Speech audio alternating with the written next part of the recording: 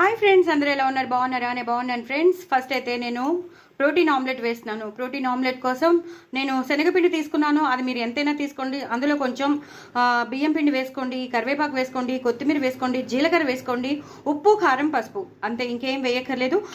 ఈ బ్యాటర్ని ఇలాగ మనం మన ఆమ్లెట్ వేసేటట్టు కలిపేసుకోవాలి. ఇది వెజ్ ఆమ్లెట్ అండి.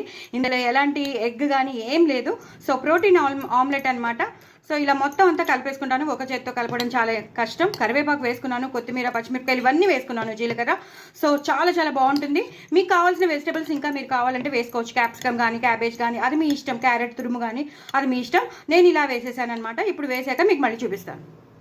చూసారు కదండి, ఇలా వేసేసుకున్నాను. మీకు కావాలంటే మిరియాల పొడి వేసుకోవచ్చు. ఇలాగా కారాన్ని కూడా మనం స్ప్రింకిల్ చేసుకోవచ్చు. స్ప్రింకిల్ చేసేసుకున్నాం. ఇప్పుడు నేను కొంచెం ఇలాగా నూనె పైనుంచి ఇలా నూనె వేసేస్తాను. వేసేసి ఇలాగా తీసేస్తాను. దీన్ని ఇలాగా తిప్పేసుకుంటాను. చూసారు కదా ఎంత బాగా వచ్చిందో, ఎర్రగా కాలింది.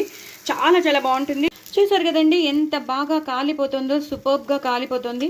సో ఇలా ఎన్నంటే మనం అన్నీ చేసేసుకోవచ్చు అనమాట. సో ఎంత ఎర్రగా కాలింది, సూపర్గా కాలింది. మనం చేసుకునే ప్రోటీన్ ఆమ్లెట్, వెజ్ ఆమ్లెటే బట్ ప్రోటీన్ ఆమ్లెట్ చాలా చాలా టేస్టీగా ఉంటుంది. మరి ఇంకెందుకు ఆలస్యం, చాలా క్రిస్పీగా కూడా ఉంటుంది. ఎగ్తోనే చేసుకోవాలని రూల్ లేదు. ఇలా చేసుకుంటే ప్రోటీన్కి ప్రోటీన్ వస్తుంది, వెజ్ ఆమ్లెట్ తిన్నట్టు కూడా ఉంటుంది. సో తప్పకుండా చేసుకోండి, ఎంజాయ్ చేయండి. నా ఛానల్ మాత్రం సబ్స్క్రైబ్ చేసుకోవడం అసలు మర్చిపోద్దు. ఇలా ఎన్నైనా వేసేసుకోవచ్చు మీరు. బాయ్ అండి.